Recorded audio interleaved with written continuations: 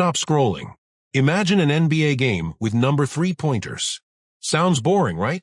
But believe it or not, there was a time when the three-point line didn't even exist in the NBA.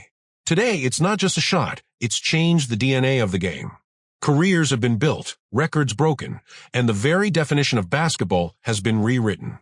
So today, we're going back to where it all started, and we'll see how a so-called gimmick shot became the most dangerous weapon in NBA history. The story begins in 1967, but not in the NBA. It started in the ABA, the American Basketball Association. They loved experimenting with new ideas to excite fans. That's when the three-point line was introduced. Fans went crazy. One deep shot worth 3 points? Arenas lit up instantly. But the NBA wasn't buying it yet. To them, it was just a circus trick. In 1976, when the ABA merged with the NBA, the line finally entered NBA basketball. And in 1979, the NBA officially used the three-point line for the first time. The very first NBA three-pointer? Boston Celtics guard Chris Ford. Funny thing is, most coaches and players still thought it was just a gimmick that wouldn't matter much in real games. In the early 1980s, the three-pointer was barely used. Teams would take maybe 2 or 3 threes a game, that's it. Magic Johnson, Kareem Abdul-Jabbar, even prime Michael Jordan. None of them lived on the three. But slowly, a few players started to weaponize it. Larry Bird, he wasn't afraid to take clutch threes.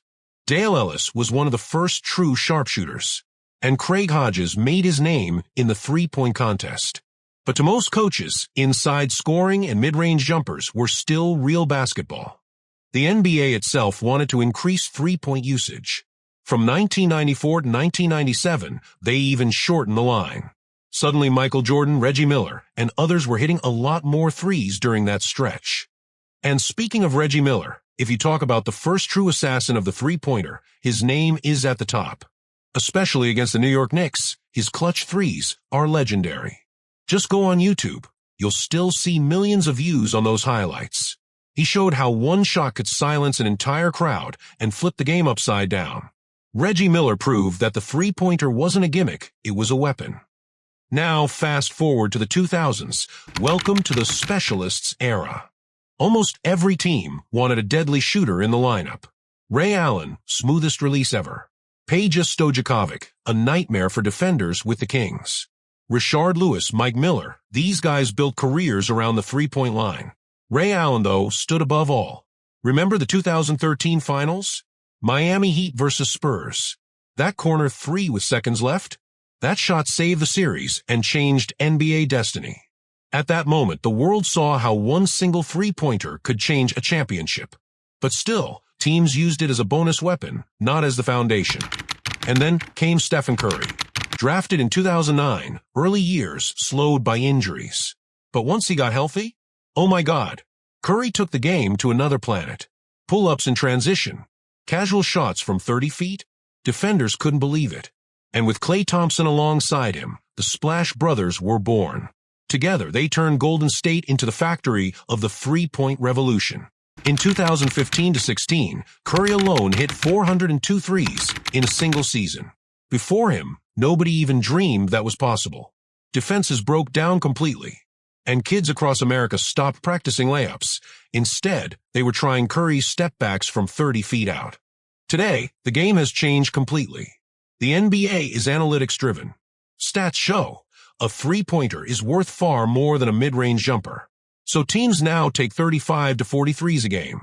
The Houston Rockets during James Harden's era practically eliminated the mid-range. It was either layups or threes. And now, look around Damian Lillard, Luka Doncic, Trae Young. They're all bombing away from a logo. And it's not just guards anymore. Big men too. Karl Anthony Towns, Joel Embiid, Nikola Jokic. They all shoot threes.